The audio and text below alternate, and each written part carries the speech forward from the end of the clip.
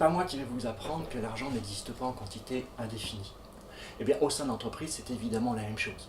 Et le financier d'entreprise, son rôle, ça va être d'allouer au mieux une ressource rare, l'argent, entre différents types de projets.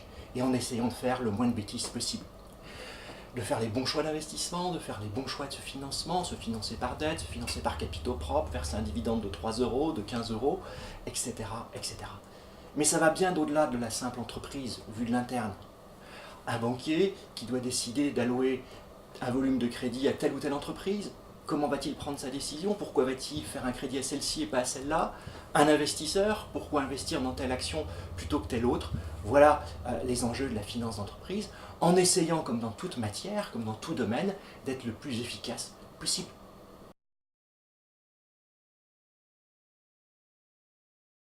Cette année, on a développé 3 problématiques qui semblent être nouvelles pour le directeur financier et les financiers d'entreprise de manière plus générale, que sont les taux d'intérêt négatifs, la continuation de la désintermédiation pour le financement d'entreprise et l'investissement croissant des Asiatiques et en particulier des Chinois dans les entreprises européennes et occidentales.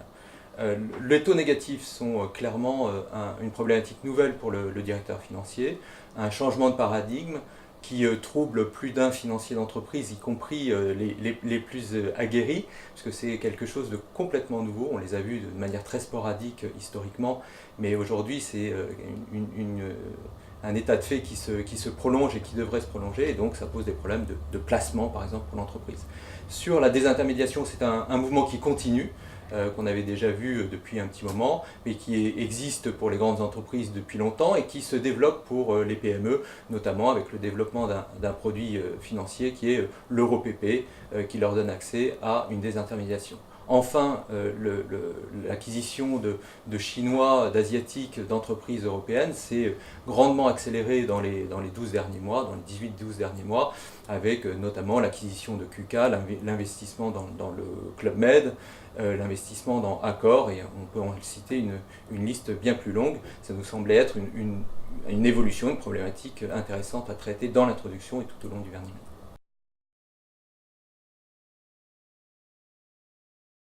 L'auteur de départ, Pierre Vernimmen, puis maintenant Yann Le Fur et moi, on a tous les trois une caractéristique commune, c'est qu'on est à la fois professeur de finance à HEC et praticien au quotidien de la finance d'entreprise, en banque d'affaires, en banque de couverture de clients, en tant qu'investisseur.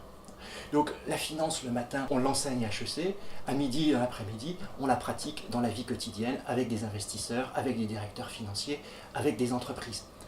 Et cette double démarche, on la retrouve dans l'ouvrage. Vous aurez à la fois la démonstration pratique de la formule de Modigliani Miller, qui a valu un prix Nobel à leurs auteurs, et puis la dernière norme IFRS sur les problématiques de couverture de change.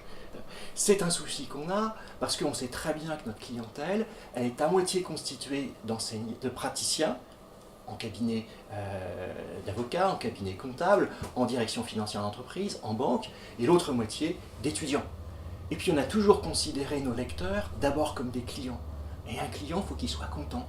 Et on va essayer de lui apporter le maximum de services. C'est la philosophie qui nous guide depuis une vingtaine d'années, quand on a créé le site Vernimmen, qui a maintenant 200 000 visiteurs uniques par mois, lorsqu'on a créé une lettre pour actualiser l'ouvrage tous les mois, on a 60 000 abonnés, puis on a créé une application pour qu'on va avoir l'essentiel du Vernimmen dans sa poche, dans son iPhone.